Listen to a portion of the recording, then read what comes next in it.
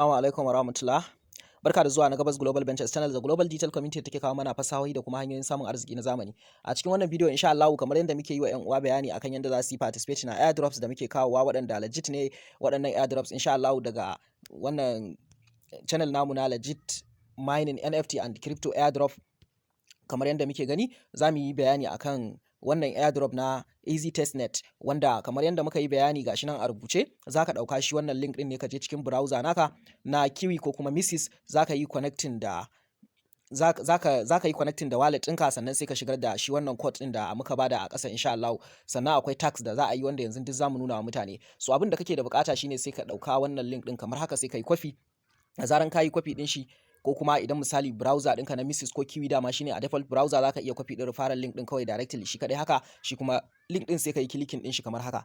Da zaran ka yi clicking link ɗin idan a default browser ɗinka ne kaga zai kai ka cikin browser. So amma yanzu ba default browser ya tafi da mu ba kuma dole ana buƙatar yin shi a misis ne ko kiwi. Saboda haka yanzu zamu koma zuwa misis browser kamar yadda muke gani ga misis browser namu wanda zaka buɗe new tab. Da zaran ka buɗe new tab kamar haka sai ka zo sai ka yi posting ɗin shi wannan link na airdrop da kai kwafi kamar haka. So gashi na yanzu mun yi posting ɗin wannan link saboda haka yana loading gashi zai buɗe mana. So da zaran ya buɗe za ka ga page ɗinsu kamar haka, your journey begin here, sai ka yi clicking create profile. Da zaran ka yi clicking create profile kamar yadda muke gani za ka ga gashi nan zai nuna maka cewa ka yi connecting da wallet ɗinka. Saboda haka za ka yi connecting da metamask kamar yadda a baya mun nuna wa 'yan uwa yadda za su yi adding extension na metamask a shi misis ko kuma kiwi browser. Dama already kana da extension na metamask akan browser ɗinka, saboda haka sai ka yi clicking wannan metamask ɗin. So da zaran ka yi clicking metamask gashi nan muka duba za mu ga gashi ya yi redirecting zuwa metamask ɗinmu, yana loading zai buɗe. Metamask ɗinka ta buɗe ka yi connecting, za su buƙaci ka saka code. Saboda haka zaka zo ka saka wannan referral code da muka saka a ƙasar right up ɗinmu. Idan ka yi copy ɗin shi to in baka yi copy ba sai ka je ka kwafo shi kamar yadda muke gani gashi referral code ɗin sai ka saka shi. So da zaran ka sa wannan code ɗin wanda dole sai da shi ne zaka wuce, shikenan sai ka yi submit. Saboda haka da zaran ka yi submitting gashi nan zai yi redirecting ɗinka metamask ɗin yanzu yana loading, zai ƙara redirecting ɗinka zuwa metamask. Saboda haka zaka jira metamask ɗinka ya gama loading ya buɗe kamar yadda muke gani gashi metamask ɗin yanzu haka yana loading. So da zaran metamask ɗinka ya buɗe zai ce maka ka yi sign in. Saboda haka za ka yi clicking sign in kamar yadda muke gani yanzu network ɗin yana kan wannan gorilli wanda dole sai yana kan gorilli. A farko idan ka ji dama za su canza maka network ɗin ya koma kan gorilli. Saboda haka yanzu za ka yi clicking kawai sign in ne. Saboda haka da zaran ka yi clicking sign in kamar yadda muke gani zai dawo cikin shi site na Eesee wanda zai buɗe maka dashboard ɗinka.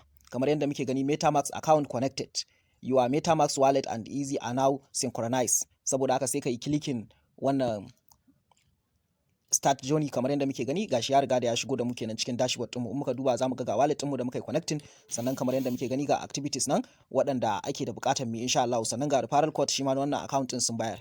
So sannan zaka zo ka yi clicking wurin reward, shine next step da zaka tafi. Sai ka zo wurin reward, a wurin reward ne zaka ga duka activities da ake da buƙata ka yi kamar yadda muka faɗa.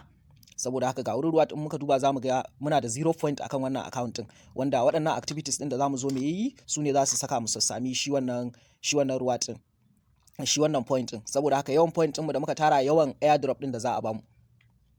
So akwai tax masu yawa gaskiya waɗanda dukkaninsu zaka bi ɗaya bayan ɗaya ka rika dubawa kana yi. In muka duba za mu ga ma is locked, sai bayan ka yi completing din wasu tax din sannan wasu za su buɗe. So idan muka shiga kamar misali wannan tax din na farko za mu ga gashi muna da dama mu yi claiming din 100 point.